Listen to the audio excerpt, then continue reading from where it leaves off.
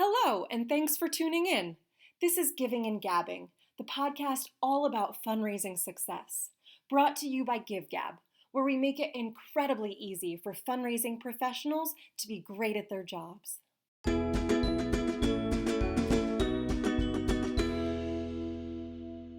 Hi, I'm Katie Thomas, and I'm the brand marketer here at Give Gab. Thank you for joining us for another episode of Giving and Gabbing. Today, our special guest is Michelle Mullins, Assistant Director of Integrated Marketing Strategy for the College of Charleston. Michelle and her team host the College of Charleston's annual Giving Day, CofC Day, on the Give Gab platform. During their most recent event on January 28, 2021, the college saw significant growth, with over 9.6 million raised by nearly 2,000 donors in just 24 hours. We brought Michelle on today to discuss her team's strategies that led to this growth, such as site-wide challenges and live stream content. Joining me from the Give Gab team, we have Isaiah, one of our project coordinators, and Jackie, our sales ops coordinator. Throughout this past year, Isaiah has worked closely with Michelle and her team to ensure that the College of Charleston achieved fundraising success on our platform. Jackie has also previously worked with Michelle's team, offering additional support during their first year on the Give Gab platform. During this episode, we will be talking about the various tools that the College of Charleston utilized, as well as advice to other higher ed institutions interested in running their own Giving Day. And with that, I will hand it off to Isaiah to get started with our first question. Thanks, Katie. It's great to see you here today, Michelle. Thanks for joining us. But yeah, to get things started, I just wonder if you could share a little bit about your history around CofC Day and like how the college has utilized this for their fundraising efforts and how that's grown on the Give Gab platform. Definitely. And thanks so much for having me. It's great to see you again, Isaiah. I've loved working with you and everyone on the Give Gab team. But CofC Day was launched in January of 2020. So we really lucked out with the timing that we didn't have to switch our first year to virtual. And originally we were actually going to launch CofC Day later in 2020. And we decided we wanted to launch it in tandem with our college's 250th anniversary, which was January 30th. So that was definitely a blessing in disguise. As a side note on that, we had the timeline with Give Gab that was going to be later in the spring. And they said, no problem, we can push it back. And that definitely worked out in our favor, not only with the engagement with celebrating our 250th anniversary, but with everything that's happened with COVID. Very grateful that we launched earlier in the year of 2020. And yeah, this past year had another great success working with you all on our basically first virtual Giving Day in January of 2021. So we have seen, like Katie mentioned, great growth with raising 5 million and basically over doubling that with over 9.6 million for our second year. So that comes with working with a great team internally with the College of Charleston, and then also with you guys and having a great project management team, support, and easy to use site. Thank you, Michelle. Thank you so much for being here. And we want to know a little bit about the planning and logistics of your day as well. So what did that look like, and how were you able to build those relationships with partners on campus who really helped contribute to the day? Yeah, so we have a small but mighty annual giving team. We have 6 people in our office, and I'm the project lead for our Giving Day for CofC Day. And so first of all, for some of the planning and logistics, we divide it into somewhat different components of fundraising, the marketing of the day, events, and of course, general project management. And so planning it, especially the first year, we were just kind of trying our best because we'd never done it before and seeing what responsibilities fit what team members best. And so the second year, we kind of ironed out some of the kinks with assigning different responsibilities and having additional committees. We had a fundraising committee, we had an events committee, and also a marketing and communications committee. So that's kind of where building relationships with other people on campus really helped us and the day's success. So besides just our 6 members of our smaller annual giving team, we're able to partner with people from our marketing and communications office, especially people who work specifically in different schools or colleges across campus, as well as people from IT, we have people who have coordinated different events for our 250th anniversary, as well as, people in the president's office, athletics, and everyone in institutional advancement. So that's where I really see the most success come from for the day, is not just our logistical getting this day off the ground, getting a website up and running, but from a broader scale, getting that buy-in and building relationships so other people work on it on their own scale all across offices on our campus. Yeah, a Giving Day is definitely like a celebration of your campus community. Yeah. So it's really cool that, everyone kind of gets a hand in creating this event and building it up so that when it does happen, you have the whole campus kind of rallying around this cause.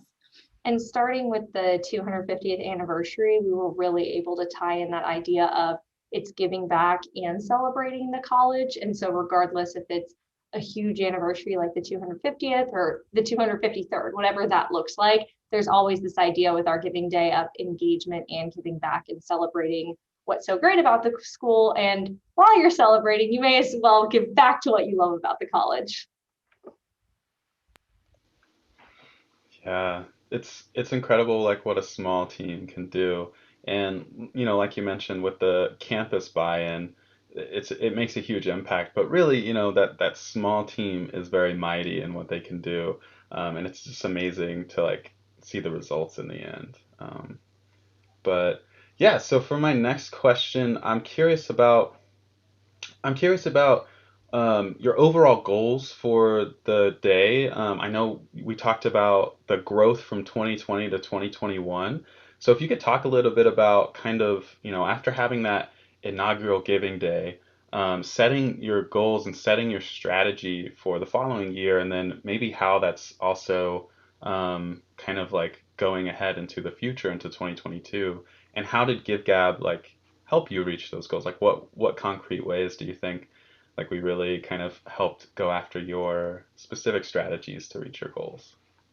So with the first Giving Day in 2020 being such a success, of course, that raises the bar for future Giving Days. And so, to be honest, a little bit nerve-wracking going into our Giving Day this past January in 2021 of, well, what can we make the goals? Like we raised 5 million last year, and we were able to set our goal at raising, closer to around 8 million. And part of that is having a whole year to plan and partnering with our major gift officers and having them secure more challenges. So we kind of knew going into it that, okay, we're raising the bar a little bit, and we did not expect it to get, all the way up to 9.6 million, which is also really exciting. And then the other part of that is not just the dollars raised, but also the donors and the increased engagement. And so our goal was to secure over 1,500 donors, and we had over 1,900 donors total, which was amazing. And something I'm really passionate about is not just the large, like shiny, big numbers of fundraising totals, but also the number of donors and people who are engaged in giving back on the day. And so partnering with GiveGab gave us the ability to have a site for 2 years in a row, have that consistency, and it trains our audience to know what to expect, something that's easy to use. And something that I think really helped this past year is we had these tiles with the different profiles on our homepage.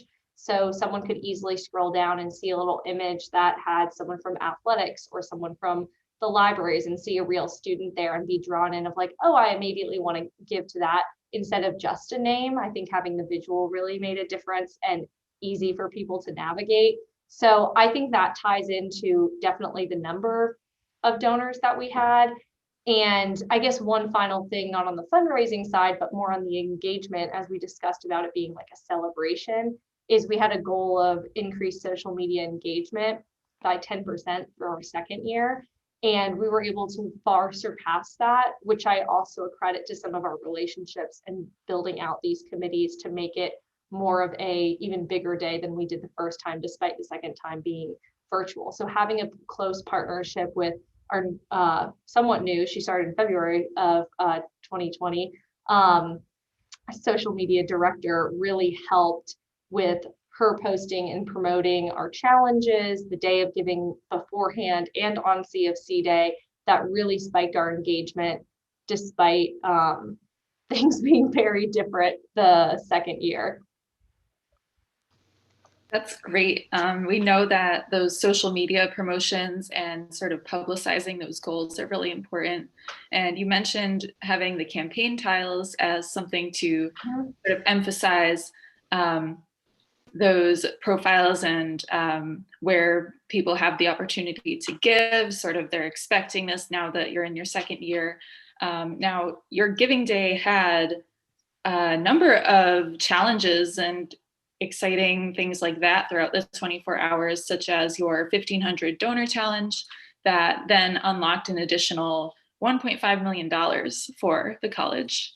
How did these help incentivize your supporters to give, and how do you get the message out to these supporters? Challenges are super fun. I really like them, and I really like that our major gift officers are more and more understanding what challenges and matching gifts are, because I think there was a little bit of confusion for the first year. So similar to our audience understanding what a Giving Day is, they're totally on board. And so we were able to have a number of challenges like you mentioned, but the one that I was most excited about was this site-wide challenge of 1,500 donors total that would unlock the gift of $1.5 million.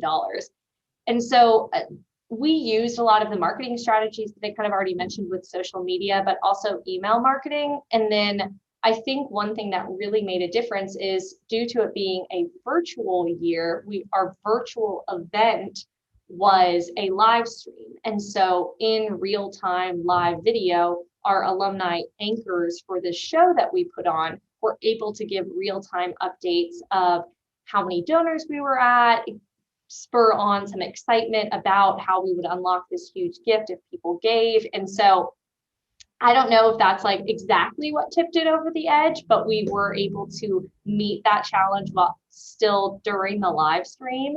And so then they were able to celebrate unlocking the challenge and how we got that amazing gift thanks to everyone's participation. So I think that goes for a lot of challenges, not just that larger one throughout the day of how you can promote them on social media, but specifically when you have live stream on social, you can tell your donors what's going on in real time. Kind of like how I would say Giving Days tend to be successful promoting on Twitter, because you can do more live posts and you're not going to post 15 times in a row on Instagram. Right. Yeah, and like to dive in even more about the live stream, so that, of course, that's a big thing that was going on in 2020. And of course, like still in early 2021, a lot of Giving Days are switching to, like you mentioned, like their first like virtual Giving Day. So, could you just like tell a little bit more about like how like maybe you planned for that live stream? I know, there was alumni award ceremony. There was the cheer and dance teams like had a segment. I know I saw you on there a couple times. I was cheering, go Michelle. But and even the anchors that you mentioned, I was like watching at one point. I was watching specifically when we hit the 1,500 donors, and I was really excited about that. But I know they were too. But like, how do you plan for something like that? Because that's something I don't think is going away. I think it's going to be a part of Giving Days going forward in the future. Even when we're finally out of this pandemic, I think like, that's going to stick around. So I think people would be curious to know like, how do you plan for a live stream like that and have it be part of, the success of your Giving Day?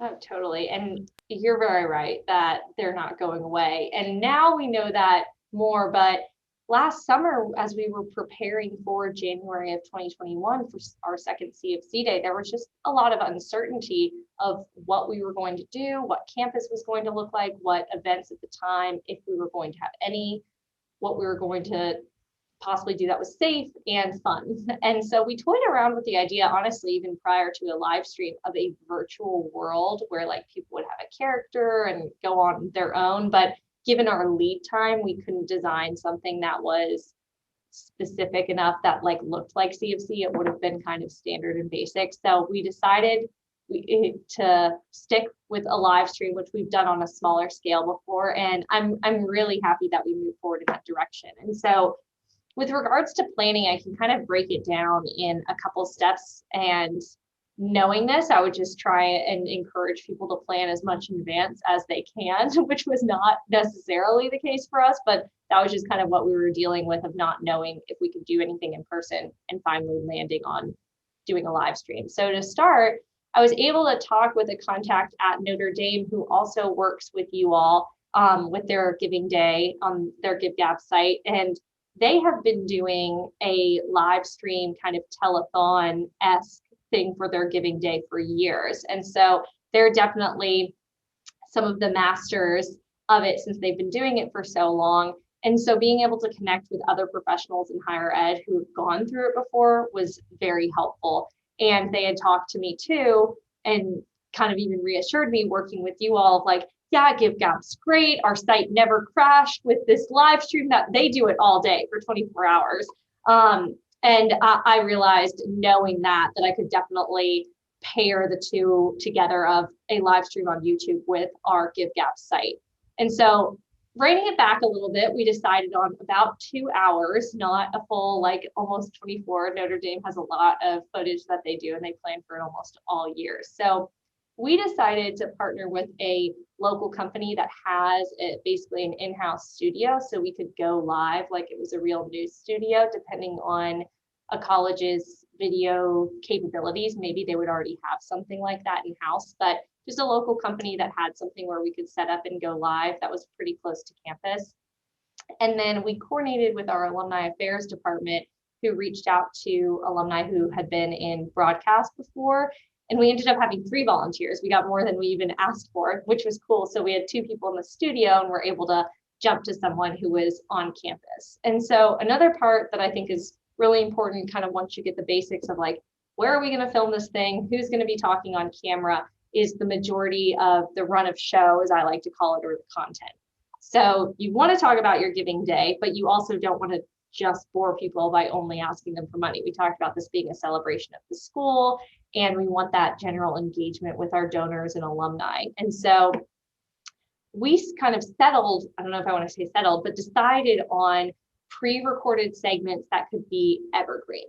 So we went around campus. Some of them were fundraising priorities. Some of them were just other general fun things. Like you mentioned, that we had the dance and cheer teams do a routine outside with their masks on, and we're able to pre-record it, which was great. And then talking about some of campus preservation, other priorities like our new library that's getting built. And we're able to film these segments about like 2 to 5 minutes and then put them in this run of show with our anchors speaking in between the segments. So it gave them a second to breathe. They didn't have to be live on camera for 2 full hours. And then our anchor's main job was to have commentary on these pre-recorded videos about what's going on campus, and also talk about our fundraising updates. So that's when they could talk about the challenges, not only our big challenge, but other challenges that were going on throughout the day that may be more specific to a school. Like we had a short video about our new engineering program, and they could mention something about specifically giving to the School of Science and Math. So having that tie-in of general engagement, some pre-recorded but relevant and timely content, along with what's going on live, and that kind of negate some of the risk too, because I know some people are a little scared of live footage. Like, what if something goes wrong and it's right out there for everyone to see? Well, if you don't have a full like 2 hours or 24 hours of people being live on camera, that kind of makes things a little bit safer per se, or gives people a little bit more peace of mind. So there's definitely a lot of planning that goes into a live stream event, but thinking about it in that logical way makes me think like, okay, you secure the location, you find the video crew and your anchors, and then you can kind of fill it in and work with your marketing department on some other content and tie that into fundraising. So that's the way I look at it, of the celebration, engagement, and fundraising lens, for as much fun as an event you can make it when you're not actually together in person. Yeah, I think I'm always really surprised at whenever I see like the production quality, whenever, Giving Days that I work with, they have these live streams. And for yours, I was definitely like pleasantly surprised, because you never know until you see the live stream. Like you mentioned about the risk, it's kind of like, I don't know, like we'll Yeah. see how it goes. But it was such like beautiful transitions and things like that. And it's just like the small touches, like once you like, get the hang of it, like those small touches really make a big difference in how that live stream comes together and And I everything. think the whole thing can be a little intimidating for people, especially even when I was looking at Notre Dame. It's like, wow, it's so professional. They have these cameras in this studio from, where they film for sports, and it looks awesome. But despite ours thankfully turning out pretty professional and smooth, I do think there's something to be said about people wanting more and more real content. So even if something isn't as polished going live, even if it's only with your annual giving team and maybe your VP of institutional advancement, or if you're able to get a small short note from a president, I think can mean a lot to your donors and supporters, that they feel like, oh, this is real. Like, I want to support these people and support the school, even if it's not Hollywood quality production. Yeah, and you mentioned Notre Dame a couple times. Brandon, who's Mhm. the guy who kind of runs that giving day over there, he'll even tell you straight up, like while they do have this wonderful production, and they have like you said, like very professional setup, it's very fancy, very swanky, but he said even he like prefers, like really likes those moments of just like an iPhone video, like going around campus, like talking to people and stuff like that. Like there's something to be said about having that as part of it. Like makes it more authentic, makes it more realistic, while also having like an awesome production going Drone on as shot, well. you know. Yeah, just like making it feel real for people, I think is a huge step that can help with that, and just I don't know, makes it a little bit more interesting sometimes. As real as you can get through a screen. You got to have something to Exactly. show the personality of the anchors and of like your campus. Exactly. Absolutely agree. And wow, getting to the real questions now. You've seen a lot of success, you've seen a lot of growth. If you had to choose sort of the one main contributing factor there, what do you think you would attribute your growth to this year?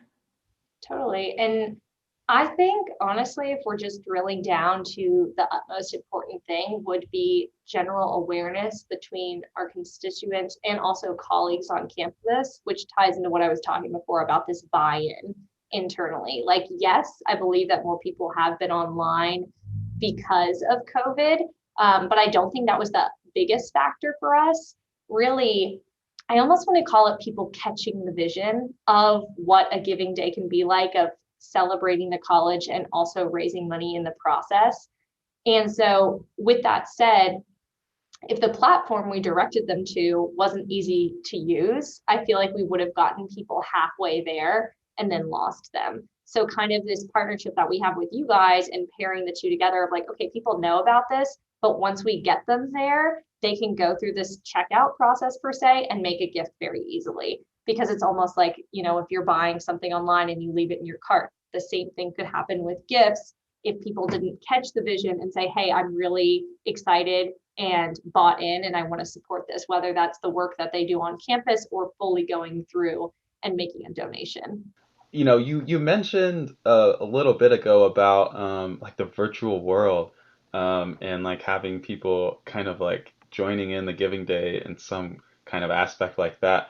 I'm curious, like if there's anything like that, or like any other strategies or things that you have in mind, or maybe have talked about like with your team or with us, about going forward. Like how do you think you maintain or just like even build on that momentum of the success you've had? I mean, you've kind of talked about that a little bit already, but are there any like cool or like interesting or special things you Hidden got in mind? secrets of what we have up our sleeve next. Well, I like to call this the $1 million question, literally, because it's like, how many more millions of dollars are you going to raise in the next coming years? So the virtual world, I guess we kind of hit the fork in the road with that one since the live stream was successful, and we're just going further down that path. So I think that would be an exciting thing to explore if we were in a virtual only world. But moving forward, as God willing, things will be in person again, we're going to plan to do half and half. So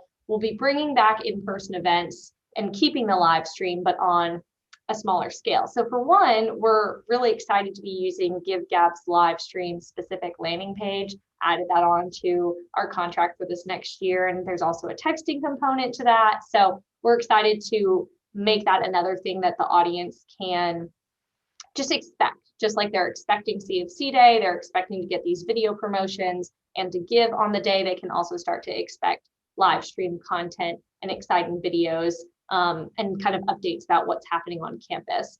But for our in-person events, again, it's hard to know the future at this moment and what we'll be able to do, but we're thinking that we'd have something smaller on campus during the day, and then in the evening stick with that same live stream time and pair it with in-person events for our alumni clubs.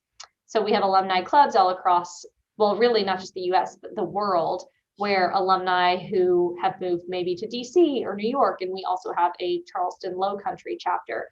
CofC alumni can gather together, hang out, have a happy hour, and we have those kind of events in our first year. And so we'd love to bring it back in 2022, where we have these alumni events specifically at places like bars or restaurants that have TVs or private rooms where you can put a TV or laptop, so the live stream can be going at least in the background or on the side so people can see those updates about hitting challenges or new stuff that's happening around campus. So to keep the momentum going, that's what we're going to try and do.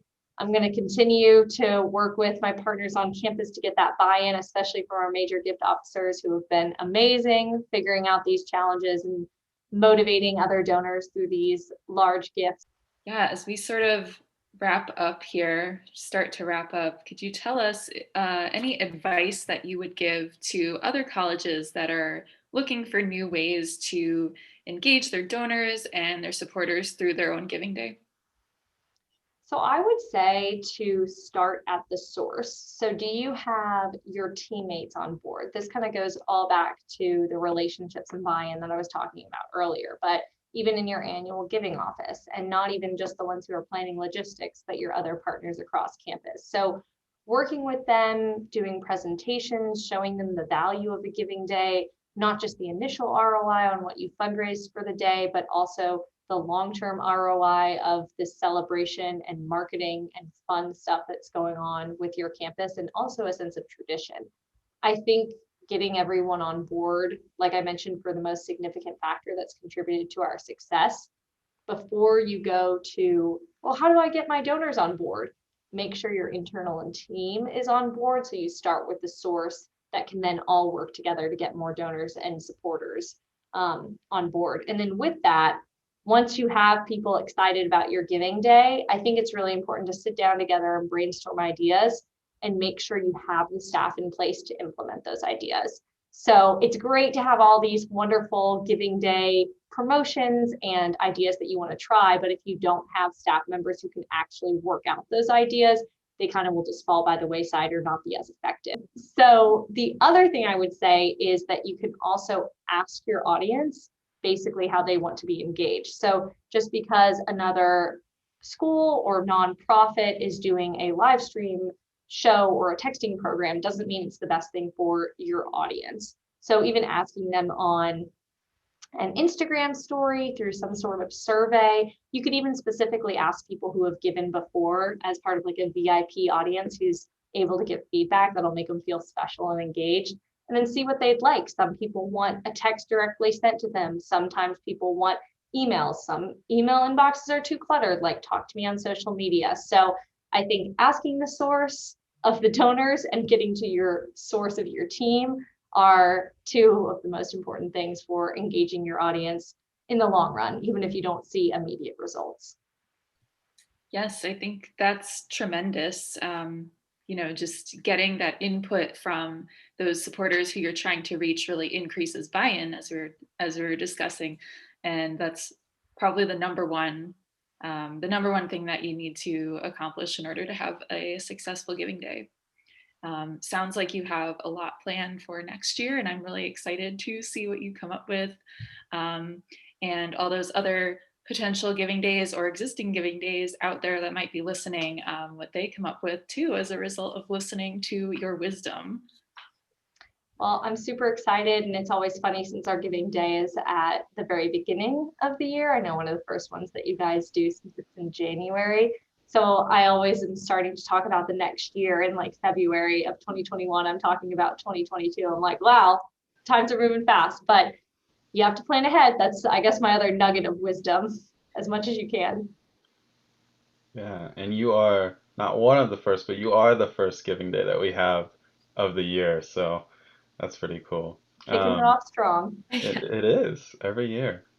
Jackie, you mentioned about what Michelle talked about, which is like getting that input from like from your audience. I think that's a really good idea for like the reasons that you both said, but also it's such a great way to like engage in the stewardship. Like that's a really good strategy for stewarding those donors, specifically the donors, after the Giving Day to kind of, say like, listen, like we appreciate your support, but also we want this to be like a good experience for you always, like going forward. And that's only going to drive and like that's going to keep donors around because one of the big things in fundraising in general, which is I'm not teaching anybody anything here with saying this, but is getting new donors and keeping them. And giving days are really good for getting new donors because you have social ambassadors reaching out, like posting and using hashtags, and here's a live stream, like sharing that out on social media, and you get new engagement through all these new and different exciting things. But then keeping those donors year over year is the big thing. That's how you really like build on the momentum and build on the success, and like that's how Giving Days grow. So taking a closer look at stewarding and doing things like you said, Michelle, like asking for their input of like how did this platform work for you? Like what things are you looking for? Like that is probably the best way to find out how you can make the experience better, and which will eventually drive engagement, which will eventually make your Giving Day that much more successful. So, I I totally agree. Love it. And people who are invested in the Giving Day will want to give their feedback. And then the people who are invested will end up becoming those ambassadors. And that personal touch, like we even talked about the personalization, it all like ties together in a beautiful little circle. The stewardship, fundraising, engagement, it's a trifecta, I guess. it is. Michelle, you mentioned that this year you like increased social media engagement by like 10%.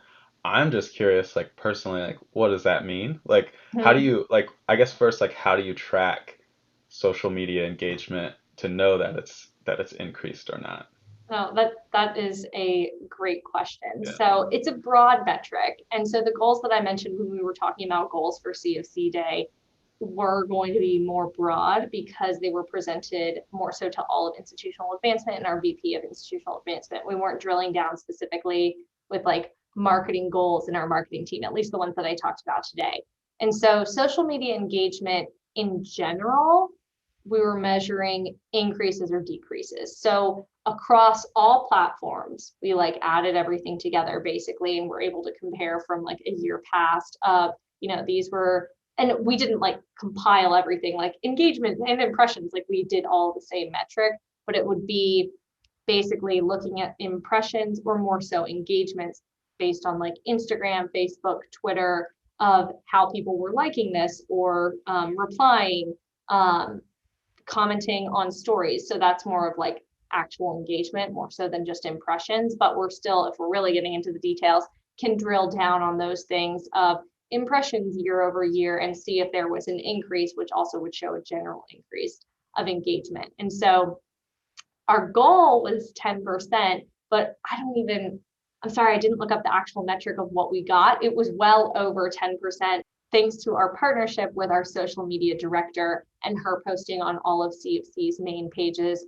It wasn't just me asking like, hey, could you post once? Because the project's coming from the annual giving office, right? Like the College of Charleston, yes, it's a priority to them, but they have lots of priorities to promote on their Facebook and Instagram and LinkedIn pages. But she really took it by the reins and promoted on Twitter, on Instagram, on all the platforms to help increase that overall engagement. So I don't know if that answers your question, but it's more of like a broad metric based on what we saw in years past. We were kind of able to do something similar when measuring email engagement of like adding together the emails, seeing the like click-through rate or click to open rate and comparing that to the one from last year. So those are broader metrics for talking about fundraising and marketing with someone who's like, what's the overview of a giving day? But if you want the drill down marketing metrics, I'll talk to you another time because I'm happy to go into those too.